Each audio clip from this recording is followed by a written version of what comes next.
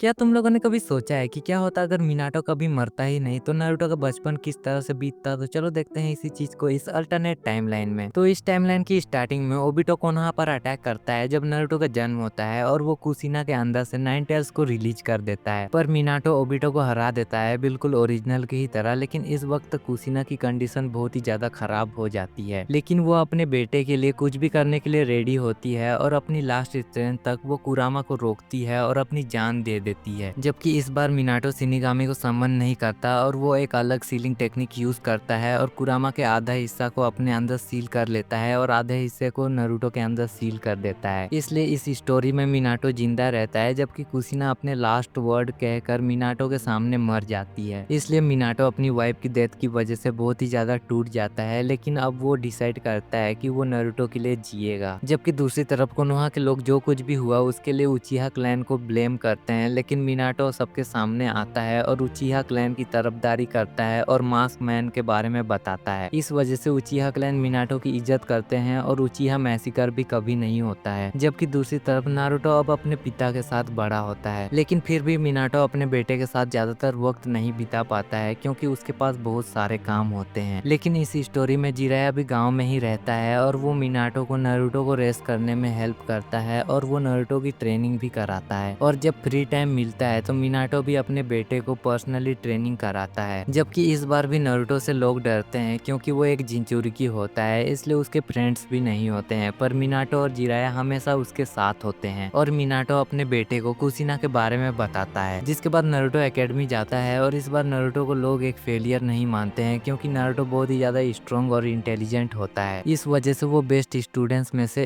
एक होता है और सभी लोग उसकी मेहनत की इज्जत करते हैं और सबको पता होता है कि वो होकागे का बेटा है। जबकि दूसरी तरफ मिनाटो काकाशी से रिक्वेस्ट करता है कि वो नारुतो का सेंसे बने और इस वजह से टीम 7 ओरिजिनल की ही तरह बनती है। जिसके बाद उनकी टीम को लैंड ऑफ वेब का मिशन मिलता है जहाँ पर नारुतो अपनी टैक्टिकल सोच से जाबुजा को इम्प्रिजन कर देता है और मिशन कंप्लीट कर देता है और उनकी टीम विलेज वापस लौट आती है। जिसके बाद जूनिन एग्जाम की प्रिपरेशन शुरू होती है, इसलिए जिराया नारुतो को नई टेक्निक सिखाता है। साथ ही में मिनाटो भी अपने बेटे को फ्लाइंग राइजिंग टेक्निक सिखाता है। इसलिए एग्जाम में नारुतो इजीली नेजी को हरा देता है, जबकि ओरोचिमारू मिनाटो के होने की वजह से कोनोहा पर अटैक नहीं करता। इसलिए जूनिन एग्जाम का टूर्नामेंट आगे बढ़ता है जिसमें सास्के गारा को हरा देता है। क्योंकि इस स्टोरी में इटाची और शिसुई सास्के को ट्रेन करते हैं, इस वजह से सास्के बहुत ही ज्यादा स्ट्रॉन्ग होता है। इसलिए फाइनल्स में नारुतो और सास्के के बीच एक लेजेंडरी बैटल होती है, पर आखिर में नारुतो अपने दोस्त को हरा देता है और जूनिन बन जाता है। इसलिए मिनाटो अपने बेटे पर बहुत ही ज्यादा प्राउड होता है। जिसके बाद समय गुजरता है और नारुतो बड़ा होता है और स्ट्रॉन्ग भी बन जाता है, इसलिए जिराया उसे माउंट मेगुकू ले जाता है और सेज मोड सिखाता है। और इस दौरान तक मिनाटो कुरामा मोड मास्टर कर लेता है और वो अपने बेटे को भी इस पावर को कंट्रोल करना सिखाता है। जबकि दूसरी तरफ ओबिटो और नागाटो अपने प्लान के लिए अकात्सुकी बनाते हैं और वो लोग एक एक कर जिंचुरिकीस को कैप्चर करना शुरू करते हैं। और ये जानकर मिनाटो बहुत ही ज्यादा परेशान हो जाता है क्योंकि वो जानता है कि इस वजह से दुनिया का बैलेंस बिगड़ रहा है। इसलिए कोनोहा के शिनोबिस अकात्सुकी से लड़ते हैं और एक एक करके उनके मेंबर्स को मारते जाते हैं। इसलिए आखिर में पेन कोनोहा पर अटैक करता है कुरामा को कैप्चर करने के लिए, लेकिन मिनाटो और नारुतो मिलकर उसे हरा देते हैं और विलेज को प्रोटेक्ट करते हैं। जबकि ओबिटो वीक नागाटो को मार देता है और उसका रिनेगान ले लेता है। फिर वो ओरोचिमारू के साथ एक अलायंस बनाता है। इसलिए मिनाटो पांचों नेशंस को यूनाइट करता है और मादरा और ओरोचिमारू के खिलाफ ग्रेट निंजा वॉर शुरू करता है जिसमें बहुत सारे शिनोबिस मारे जाते हैं। इसलिए इटाची और सास्के दोनों अपना मांगेक्यू शारिंगान अवेक कर लेते हैं और बैटल के दौरान शिसुई भी अपना कोतोआमा त्सुकामी ओरोचिमारू पर यूज करता है और इसी वजह से ओरोचिमारू और सारे एडो शिनोबिस अलायंस के लिए लड़ते हैं। जबकि दूसरी तरफ मिनाटो और नारुतो ओबिटो के खिलाफ लड़ते हैं और उसका मास्क तोड़ देते हैं और उसका चेहरा देखते ही मिनाटो बहुत ही ज्यादा शॉक्ड हो जाता है क्योंकि उसे पता चल जाता है कि उसका बिलवेड स्टूडेंट ही इन सब के पीछे है। पर फिर भी वो लोग ओबिटो को हराते हैं और ओबिटो को अपनी साइड में कर लेते हैं। इसलिए एडो मादरा भी यूनाइट फोर्स के सामने हार जाता है और सील कर दिया जाता है। फिर बहुत सालों तक पीस बना रहता है और मिनाटो अपने बेटे को होकागे बना देता है, जिसके बाद वो अपने ग्रैंडसन को भी रेस और ट्रेन करता है। जबकि कुछ सालों बाद मोमोशिकी के बैटल के दौरान नारुतो और सास्के हार जाते हैं, लेकिन हागुरोमो उनके कॉन्शियसनेस में आता है और उन्हें अपनी पावर्स देता है। इसलिए नारुतो और सास्के फिर से उठकर मोमोशिकी और फ्यूचर एनिमीज को डिफीट कर देते हैं। जिसके बाद साल बीतते जाते हैं और मिनाटो की वजह से बोरुतो बहुत ही ज्यादा स्ट्रॉन्ग बन जाता है। और जब मिनाटो बहुत ज्यादा बूढ़ा हो जाता है तब वो अपना कुरामा